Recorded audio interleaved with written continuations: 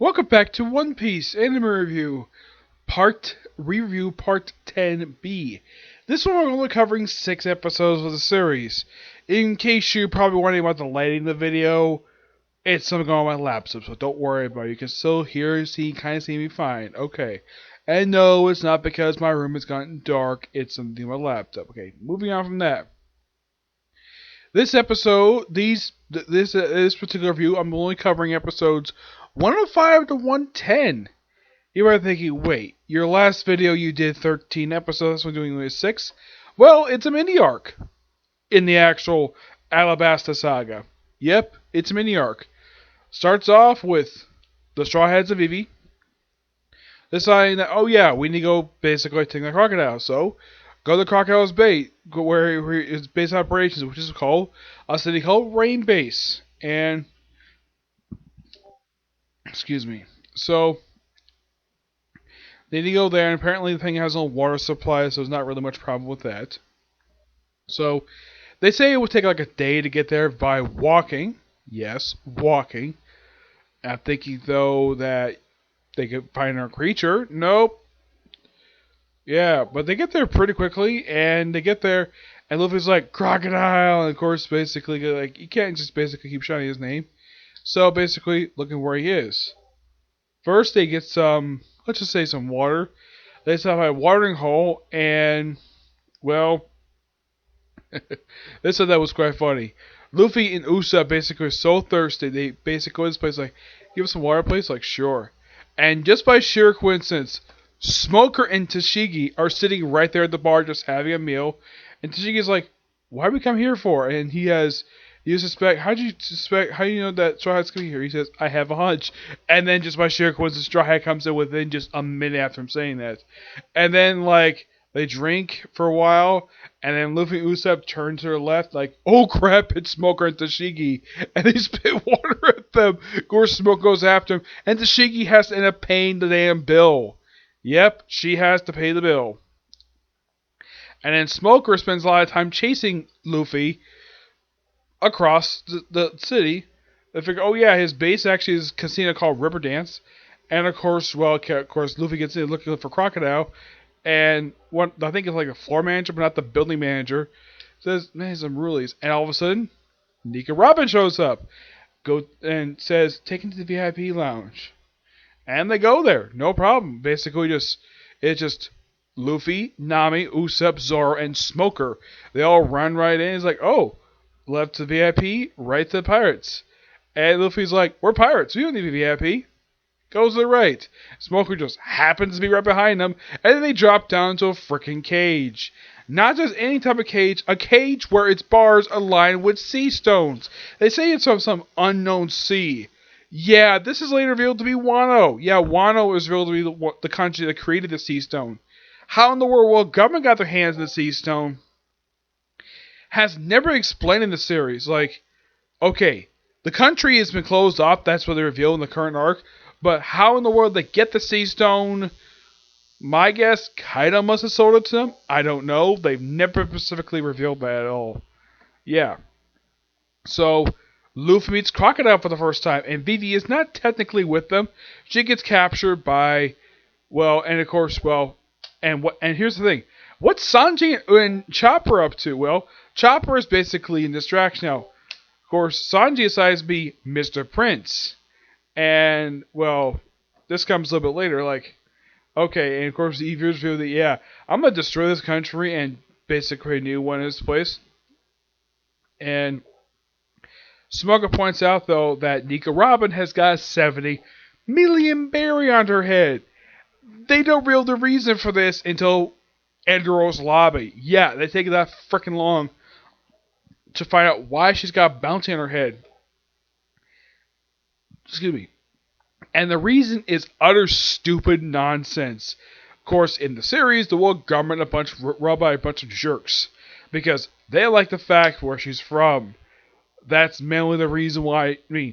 Has she done any major criminal acts? Not really, no. It's basically her, when I get to Eros lobby, I'll discuss it. Yep. So, they don't specifically reveal her real name just yet. They reveal it to like the very last episode of this little mini arc. So, They're in here, basically being trapped, and they're shot by the Banana Gator. Now, they also had Mr. 3 show up, and prior to this, of course, at the meeting, he gets sort of eaten by a Banana Gator, but yeah, he actually survives. I'll get to that. So, basically, yeah, Crocodile and Nico Robin leaves him alone, and then the Transpire Snare goes off, saying that, hey, welcome to the Craft Cafe, and it turns out Mr. Prince is one opposing Mr. 3, and oh yeah, basically that Mr. Prince attacked us, and just of course he got shot, and, well,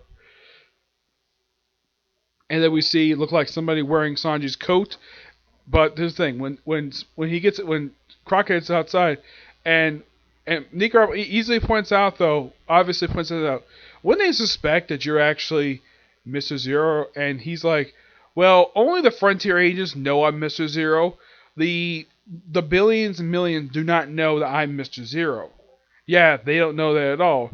They'll just basically see him as a guy walking through his own casino, just checking out the front, which is perfectly fine. It's perfectly natural for a casino to do this. So he walks outside and he says, what the hell is this? That's basically what he says. He sees the millions got beaten up. And according to, well, Nico Robin, it's like, well, this is the last of the millions we had in the city. They've all been eliminated. And then they see, and apparently Crocodile sees, apparently Mr. Prince. It's actually Chopper. And of course, he chases him throughout the damn city. Meanwhile, Sanji's already inside the casino. Apparently, he's also destroyed the bridge. Yeah, he destroyed the bridge. Does some gambling. Of course, Vivi gets away, gets some help. They find Mr. Prince, a.k.a. Sanji. And he basically also took time to take one of the guy's sunglasses. And they show exactly what actually happened and have Croc come back outside, which that was so hilarious. So he gets down there and he basically beats up a Banana Gator who just happens to be quite near him.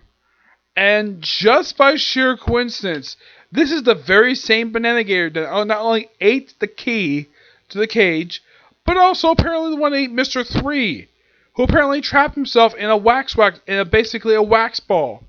And he basically is like, oh, you mean this key? Drops out. And ever comes the interesting idea. Okay, he makes up with his wax Devil power. And figure though, why not him make the key to this thing? And by the way, this comes to play in the Marineford arc, by the way, because we returns there. So, Sanji basically apparently bop him in the head and tell him to like free him. And okay, you do two things. Like, one, he should beat you up, and two, put a sign on you. And of course, they all get out.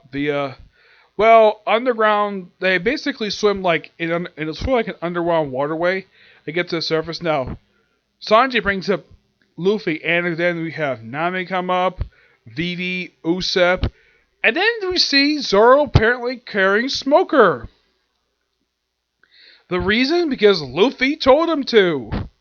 Yeah, and Sanji asked that obvious question, why did you save me? And then Luffy's like, you're not a bad guy. And apparently he blushes at that and says, oh, get away. Go. Let him go. And then the Marines show up and says, okay, I need you to call up the pursuit of the Straw Hats right now. I need you to contact headquarters, give me reinforcements, and need a blockade, pull around Alabasta right now. And the Marines says, when did they not go along with that? And what they say after that? And he's like, do I think I care what our superiors say? Go and do it. And he's like, yes, sir. And then they go right off. They run to the city. And of course, Sanji tells Nami, put the perfume he bought him.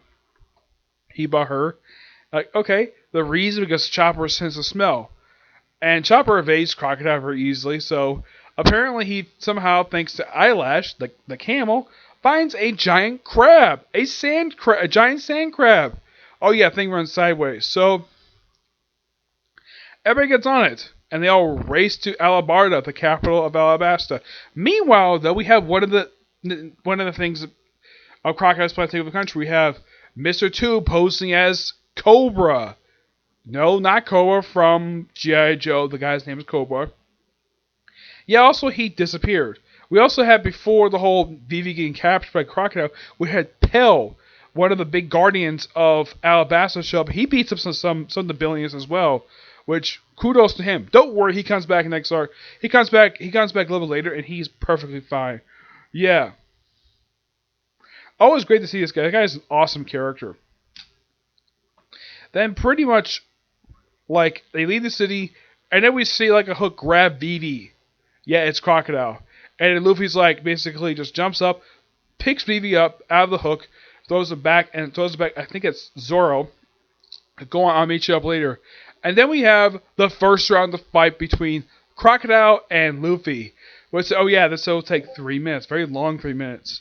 And Luffy, this little thing of basically where Crocodile trying to talk, because me have stands like, oh, did my punch basically stop you talking? Or at least stop your speech? I thought that was quite funny. At one point, he uses his power to basically drain the water of Luffy's arm. Like, oh, you turned me into a mummy! And he's like, wait, I got an idea. I'll use the water I got. And of course, he steps up, and he's perfectly fine. Oh, yeah, and also Nika Robin decides, oh, yeah, this is a reveal. Her real name is Nika Robin. Yeah, don't worry. This has become a regular name for the rest of the series. Like, okay, you handle this. I'll meet you in Alabasta. He's like, okay, perfectly fine. This will take a few minutes. And they fight. At one point, he tries to kill him with quicksand. And then the final episode ends basically with him stabbing him through the frickin' chest with his hook. Don't worry, Luffy will survive. Yep. But yeah, good mini arc per se, and great setup for the next epic set of episodes. Basically, the battle in Alabasta, the capital of Alabasta. Yeah, also because the king disappeared. Mobilize the army to defend the city because, well, the king's missing, so the rebel army might attack despite the fact that he had actually uncovered... He had gotten evidence that Crocodile's behind this, and apparently this guy, Choppa, I think his name is, he apparently really wants to take the rebel army for some reason. No, he is not part of Baroque Works. Yeah, he's not part of Baroque Works, so he's not he's kind of an idiot, but he's not part of Baroque Works. So there. Great set of episodes. Can't wait to talk about the next set of episodes. Which I'm probably either going to split it up again. It's only about 20 episodes left to go for this arc. Which is like just episodes like 111 to 130. When I review the final episodes, I'll review how many chapters this arc cover, okay? So yeah, that's it for particular review. And that's probably it for videos today. Because I don't think I have any other videos planned for today. Unless somehow I get some more episodes done for One Piece and do a review for that. But otherwise, though, yeah, not much else. I mean, I can't think of anything else. I might do a Comic Corner if I get a chance to, but yeah, not much else, okay? See you next video. Bye.